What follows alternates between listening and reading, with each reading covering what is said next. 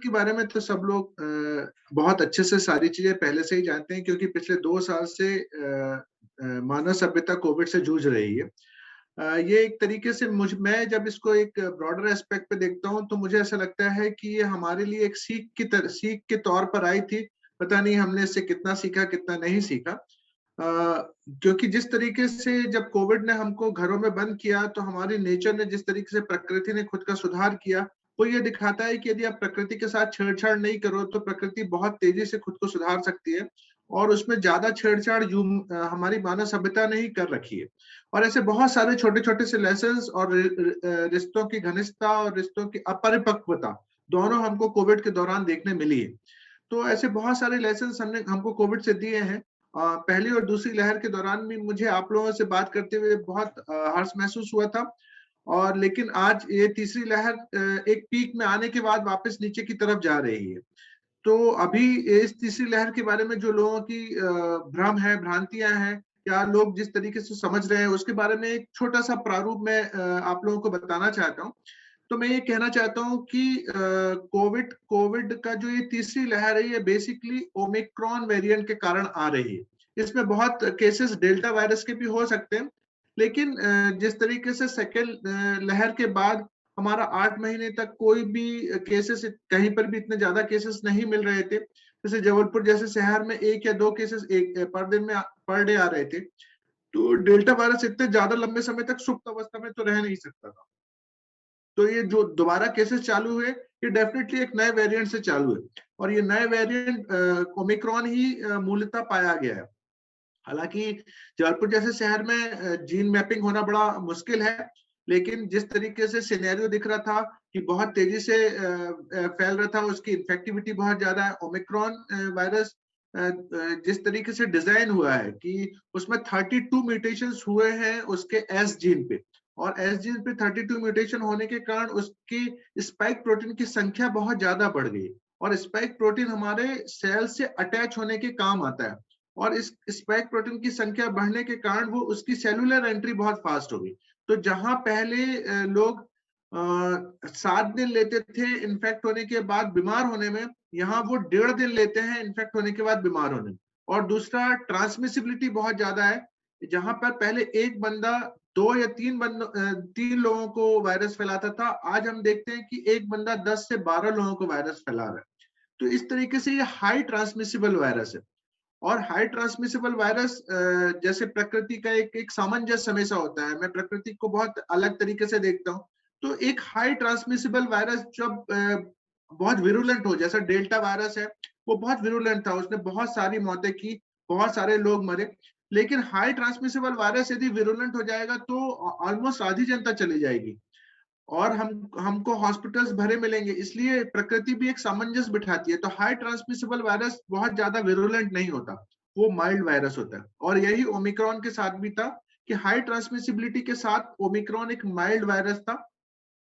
और उसके कारण लोगों में एक फीवर, कफ, कोल्ड आया 2-3 दिन के लिए। और मूलतः ज्यादातर लोग जिनको वैक्सीन लगा हुआ था और जिन लोगों को कोमॉर्बिड कंडीशन नहीं थी, वो 3 से 4 दिन में स्वस्थ होते चले गए। तो ये इस तरीके का एक पीक मुझे लगता है कि हर शहर, गांव, कस्बे में देखने मिला होगा कि हर घर में कोई ना कोई बीमार पड़ा और ऑलमोस्ट पूरा का पूरा घर बीमार पड़ा। और उसके बाद अब लोग अपनी सामान्य जिंदगी में वापस लौट रहे हैं। तो लेकिन हम जहां ये बात करते हैं कि ये एक तरीके का इम्यूनिटी देने वाला एक तरीके का नेचुरल वैक्सीन है, तो मैं बोलूंगा कि नहीं, इस तरीके उससे बचना चाहिए कि ये नेचुरल वैक्सीन है। क्योंकि हम जब इसको फैला रहे हैं या हमसे ये जब फैल रहा है, तो ये उन लोगों तक भी जा रहा है जो कि हाई रिस्क पेशेंट है, जिनकी कोमॉर्बिड कंडीशंस बहुत खराब है।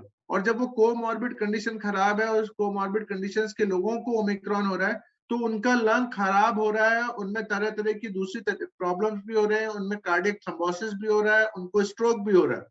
तो बहुत सारी प्रॉब्लम्स ओमिक्रॉन भी लेकर आ रहा है। मैं यदि अपने हॉस्पिटल की बात करूं तो मेरे हॉस्पिटल में लगातार सीरियस पेशेंट एडमिट हो रहे हैं। हालांकि पेशेंट्स की संख्या उतनी नहीं है। जैसे सेकेंड वेव में हमारे पास बेड ही नहीं होते थे। 100 बेड के हॉस्पिटल में हमारे पास हर दिन हमको इस चीज के लिए फाइट करना पड़ता था कि हमारे पास बेड नहीं। आज हमारे पास पेशेंट ज्यादा नहीं है, हमारे पास 10 पेशेंट ही एडमिट है हॉस्पिटल में, लेकिन 10 के 10 सीरियस पेशेंट है। तो इस तरीके का हम उसको एक तरीके से ऐसा ऐसा यदि हम लेके चलेंगे कि नहीं ये वायरस कुछ नहीं कर रहा है, ये नेचुरल वैक्सीन है, तो मुझे लगता है कि हम अपने बुजुर्गों को और अपने जो कोमॉर्बिड कंडीशंस वाले जो हमारे भाई बहन हैं उनको हम बहुत रिस्क पे लेकर जाएंगे। तो हमको इसकी ट्रांसमिसिबिलिटी का ध्यान रखते हुए इस चीज का भी ध्यान रखना है कि हम इसे ब्रेक करें। और ब्रेक करने का जो उपाय है वो सेम है, जो पहले थे वही है, रूल्स कभी भी चेंज नहीं होते हैं। तो रूल्स इज सेम कि हमको अपना सैनिटाइजेशन, मास्क और सोशल डिस्टेंसिंग का ध्यान रखना है। इसमें एक और नई चीज जुड़ गई है जो पहली वेव और दूसरी वेव में नहीं थी, कि हमको वैक्सीनेशन कराना है। वैक्सीनेशन, सी ये थर्ड वेव में यदि चीजें खराब नहीं हुई तो इसमें एक बहुत बड़ा योगदान वैक्सीनेशन का भी है। वैक्सीनेशन ने लोगों के अंदर एक इम्यूनिटी लेकर आ गई। इसी कारण ओमिक्रॉन शायद इतना डेडली प्रतीत नहीं हो रहा है, पर यदि शायद अनवैक्सीनेटेड पर्सन होते तो ओमिक्रॉन भी डेल्टा जैसा ही डेडली होता।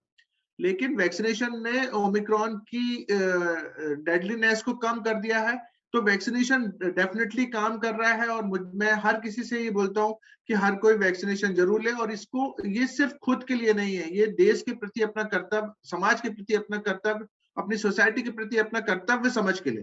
क्योंकि यदि आप वैक्सीनेटेड रहते हैं तो वायरस आप पे इन्फेक्ट नहीं हो पाता, और वो एक चेन ब्रेक होती है, और इस चेन को ब्रेक करना बहुत ज्यादा आवश्यक है। वायरस एक ऐसा सूक्ष्म प्राणी है कि इसको शरीर चाहिए जिंदा रहने के लिए। और यदि पूरा का पूरा विश्व एक साथ वैक्सीनेट हो जाता है कुछ एक साल, 1.5 साल, 2 साल में, और कोई भी शरीर वायरस को नहीं मिलता, तो ये वायरस अपने आप ही मर जाएगा, क्योंकि ये इन्वायरमेंट में जिंदा नहीं रह पाएगा, ये शरीर के अंदर ही जिंदा रह पाएगा। हम यदि इसको बीमार शरीर देते रहेंगे तो ये जिंदा रहेगा और नए नए म्यूटेंट भी लेकर आएगा। ऐसा नहीं है कि ओमिक्रॉन लास्ट वेरिएंट है, ओमिक्रॉन के बाद भी कोई नया वेरिएंट आ सकता है। यदि वो हमारे शरीर, हमको हमको उसको नए शरीर मिलते रहेंगे तो वो हमारे शरीर के अंदर आके म्यूटेट होता रहेगा और कोई नया वेरिएंट आएगा। और अब की बार वेरिएशन इतना माइल्ड नहीं होगा, हो सकता है कि वो इतना डेडली हो कि वैक्सीनेशन को भी क्रॉस कर जाए। तो हमको इस चीज का ध्यान रखना है कि हमको नए वेरिएशन आने के लिए भी रोकना है। तो हमको वैक्सीनेशन को खास तौर पे अपनी मुहिम बनाना है। कि इस समय दोनों तरह के मरीज मिल रहे हैं, डेल्टा वेरिएंट के भी मिल रहे हैं और ओमिक्रॉन डेल्टा प्लस के भी मिल रहे हैं, ओमिक्रॉन के भी, लेकिन डेथ रेट बहुत कम है। तो क्या हम ये नहीं कह सकते कि ज्यादातर, क्या 90% से ऊपर ओमिक्रॉन के ही मरीज हैं? डेल्टा प्लस के मरीज 10% से भी मतलब कम होंगे?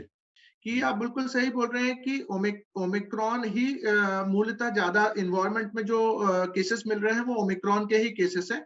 डेल्टा के केसेस बहुत कम केसेस हैं। ये बिल्कुल आप सच बोल रहे हो, क्योंकि जिस तरीके से हमको सिनेरियो मिल रहा है, हम एक जीन मैपिंग नहीं कर पाते हैं, जबलपुर जैसी सिटी में रह के हम जीन मैपिंग नहीं हो पाती है। लेकिन जिस तरीके का हमको सिनेरियो मिलता है कि 1.5 दिन का इंक्यूबेशन या 2 दिन का इंक्यूबेशन पीरियड मिलता है, कि किसी के कांटेक्ट में आने के बाद पेशेंट 2 दिन के अंदर बीमार पड़ जाता है और पूरा परिवार एक साथ बीमार पड़ता है। तो ये ओमिक्रॉन का एक क्लिनिकल सिनेरियो हमको देखने को मिलता है। और ओमिक्रॉन माइल्ड वेरिएंट है, ये सारी दुनिया में एक तरीके से प्रूफ हो चुका है कि वो उतना डेडली वेरिएंट नहीं है जितना कि डेल्टा है। और इसलिए ये बहुत तेजी से फैल के वापस हम नीचे की तरफ, पीक हमारा नीचे की तरफ जा रहा है।